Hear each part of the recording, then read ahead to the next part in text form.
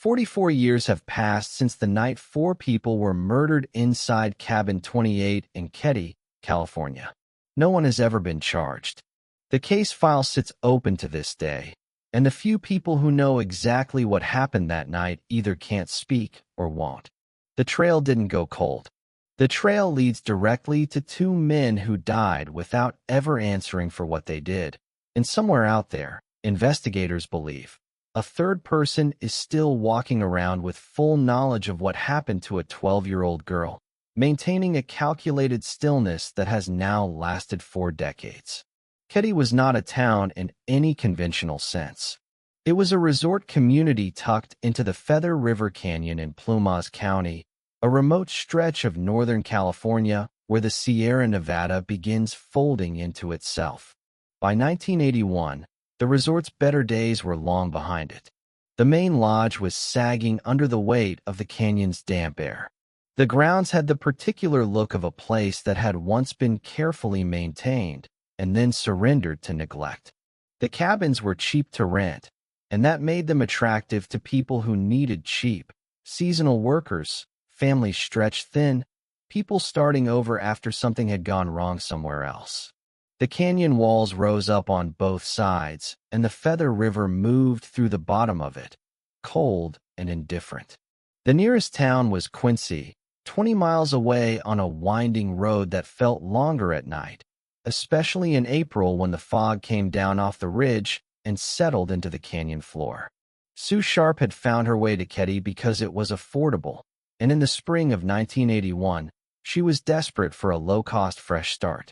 She was 36 years old. She had recently separated from her husband, and she had packed up 5 of her children and moved into Cabin 28 at the edge of the resort property. In a small community where everyone's business was common knowledge and the air felt a little too thin, Sue had made a place for herself quickly. She kept her door open. Her kids had friends, and those friends had parents, and the whole arrangement had the informal warmth of people thrown together by circumstance trying to make something workable out of what they had. On the evening of April 11th, 1981, the cabin was full. Sue was there. Her son Johnny was 14, quiet and well-liked. His friend Dana Wingate was sleeping over, also 14, a kid with no particular enemies and no reason to be afraid of anything that night.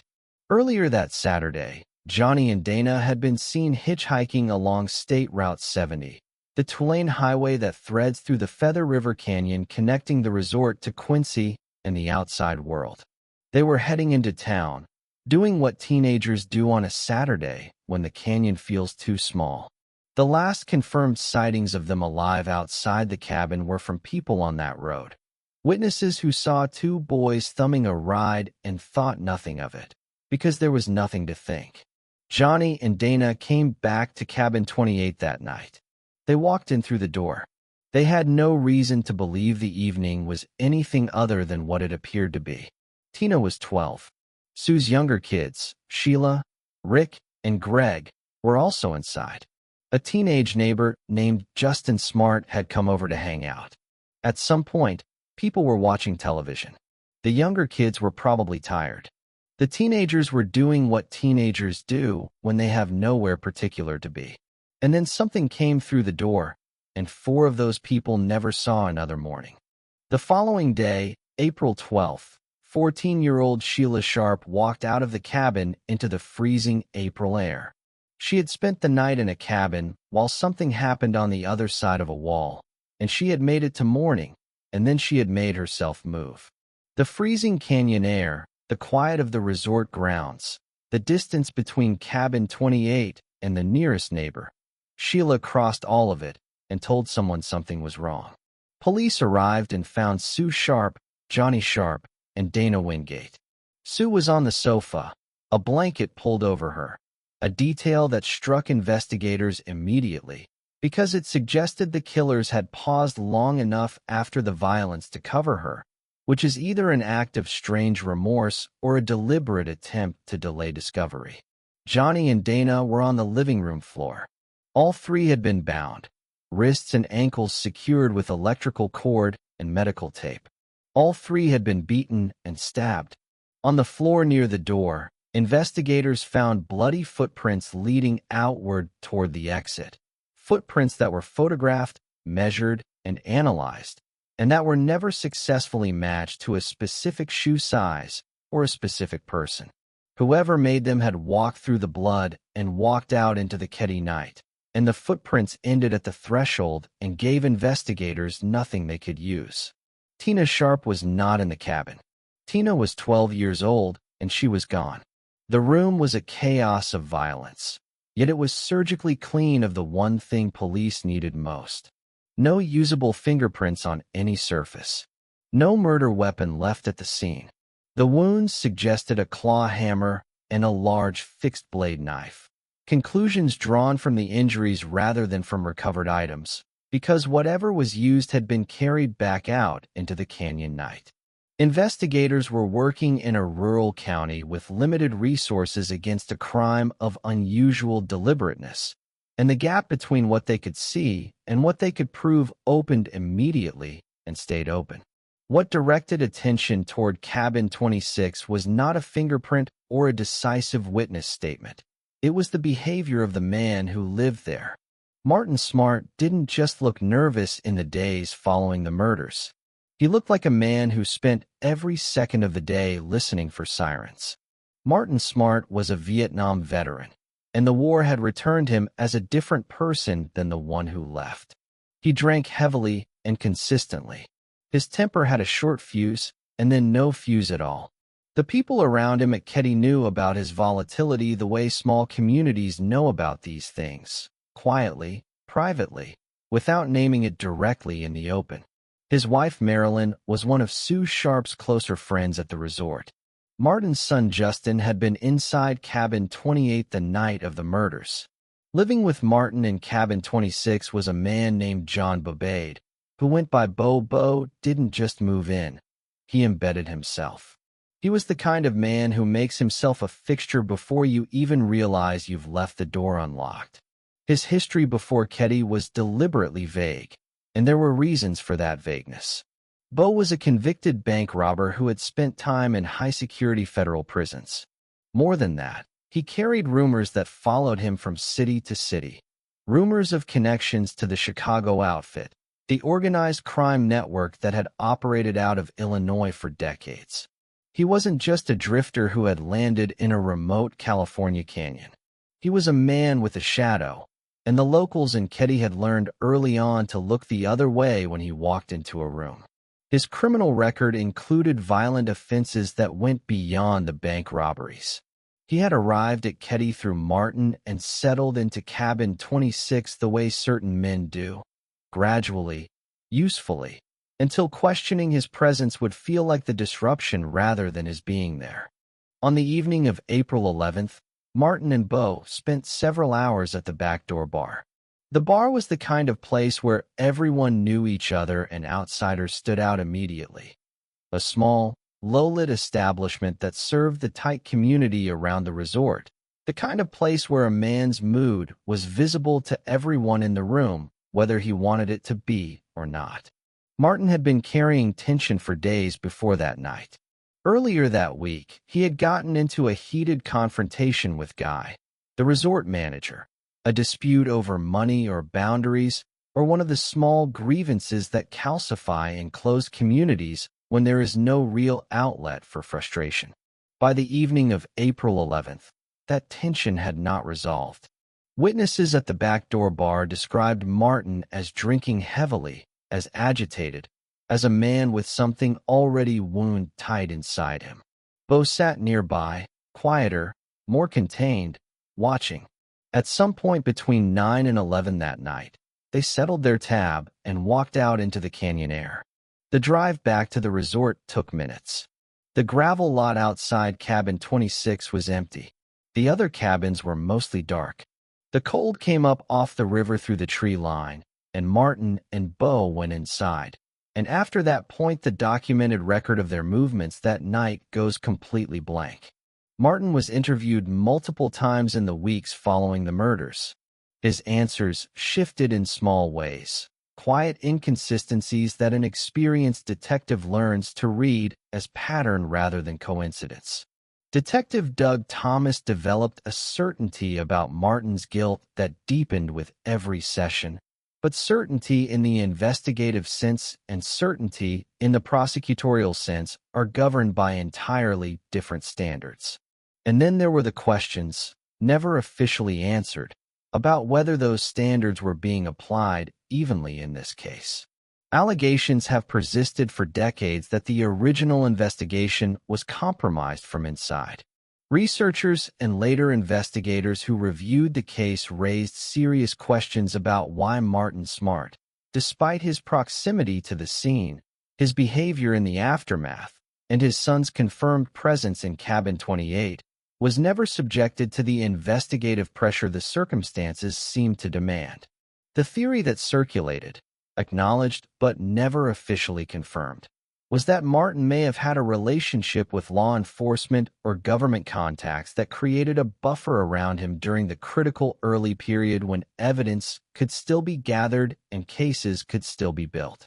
What gave that theory more traction was what special lead investigator Greg Hagwood discovered when he began his reinvestigation in 2016.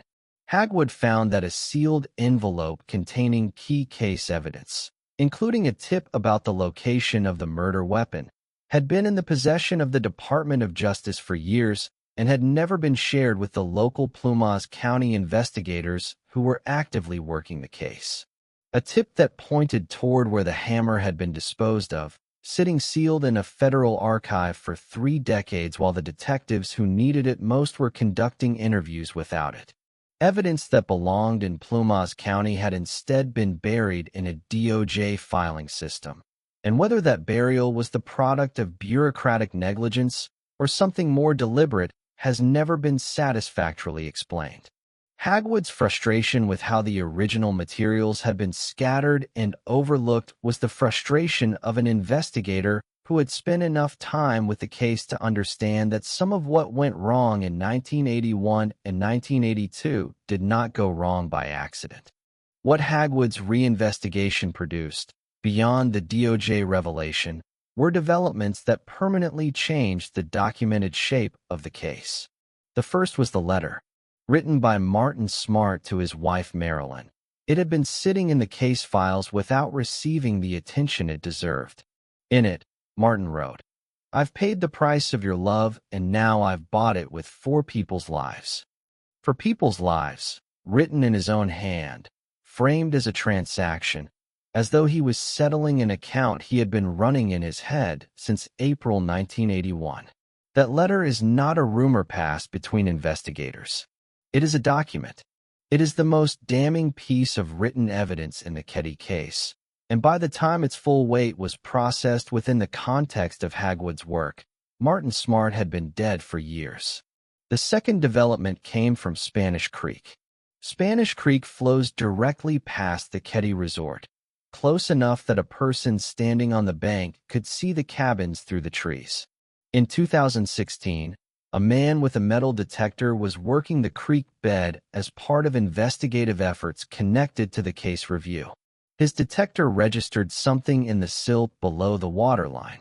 He reached into the mud and pulled out a claw hammer with a blue handle, corroded from decades of submersion, but recognizable despite the damage. The creek's current and the accumulated silt had been doing exactly what whoever threw it there had hoped, slowly claiming it, pulling it deeper, making it disappear. It matched the description of a hammer Martin Smart had told people he lost around the time of the murders. Spanish Creek doesn't flow randomly through the wilderness. It runs right past the place where those 4 people were killed, which means the hammer didn't travel far from whoever threw it in. When word reached the community that it had been recovered, the reaction among people who had followed the case for years was not surprise. It was the grim recognition of something long suspected finally being pulled out of the water. Forensic testing at that stage could not produce a definitive link to the crime, but its location and description occupy a place in the investigative record that is very difficult to explain away. Then came the DNA. During the 2016 evidence review, DNA was recovered from a piece of medical tape that had been used to bind the victims and preserved in storage since 1981. The DNA was tested against Martin Smart. It did not match. It was tested against John Babade.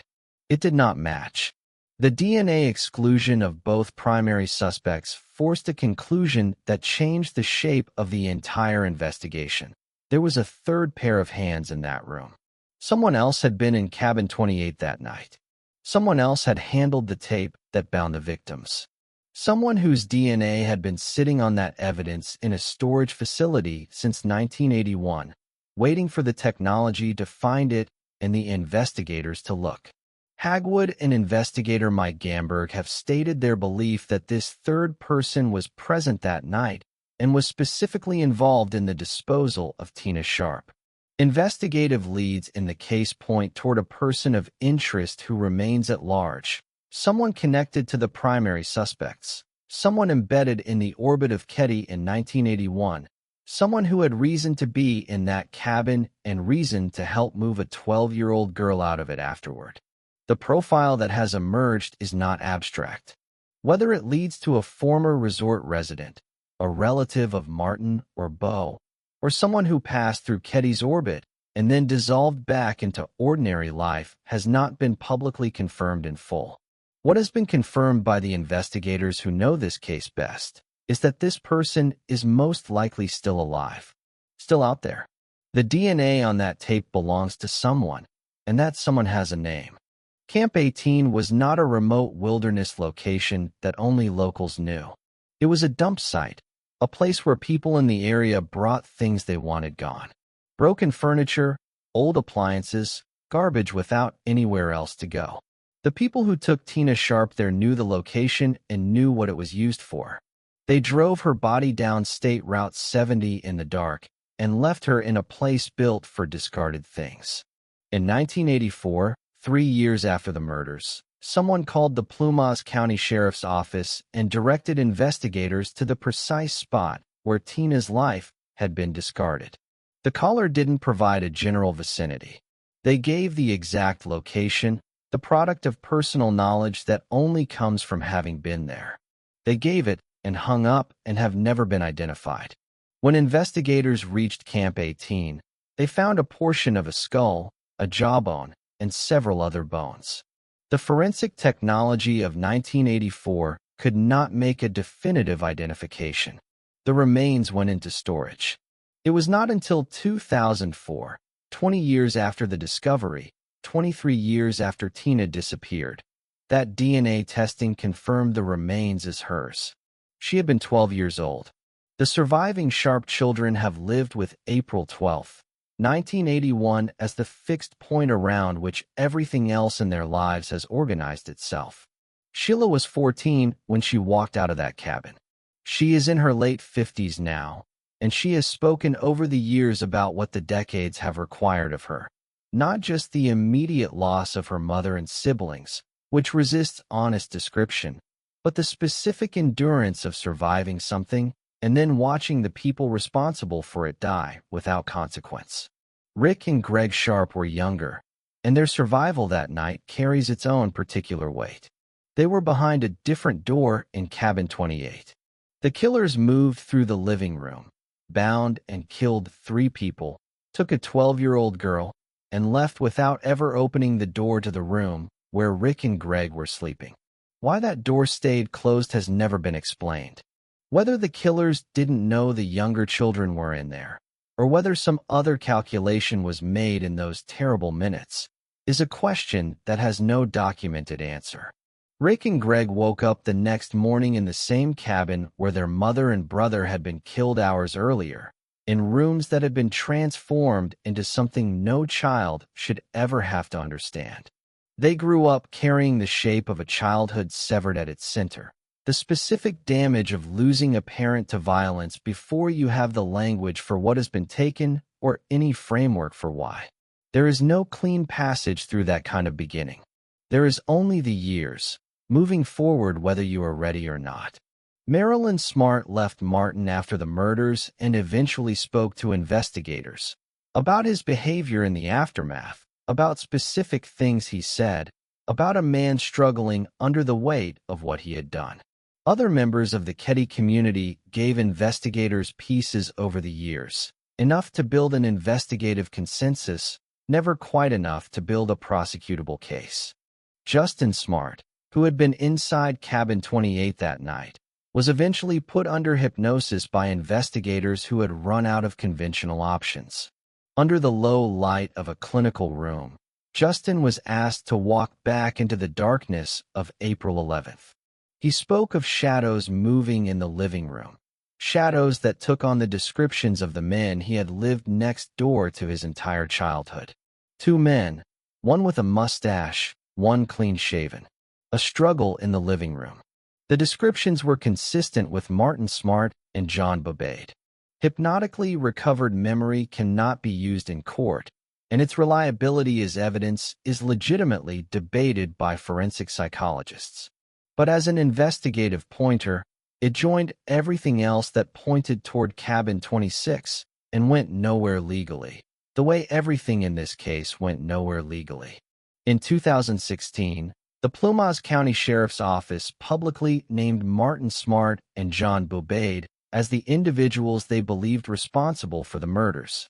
The investigative record of this case points in one direction with remarkable consistency.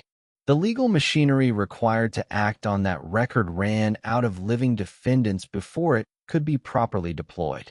The Sharp family has lived in the space between those two realities for 44 years, between what is known and what can be proven, between the letter in the case file and the courtroom that will never convene. Sue Sharp was 36 and building something. Johnny Sharp was 14 and had hitched a ride home along State Route 70 just hours before he was killed. Dana Wingate had no reason to believe anything was wrong. Tina Sharp was 12, and her bones were recovered from a dump site 35 miles from home, and a blue-handled hammer was pulled from Spanish Creek in 2016, and the DNA on the medical tape belongs to someone who is in all likelihood still alive today. And the letter in the case file reads that 4 people's lives were the price paid. The case file stays on the desk, not because there are new leads, but because the truth is already known. It just can't be handcuffed.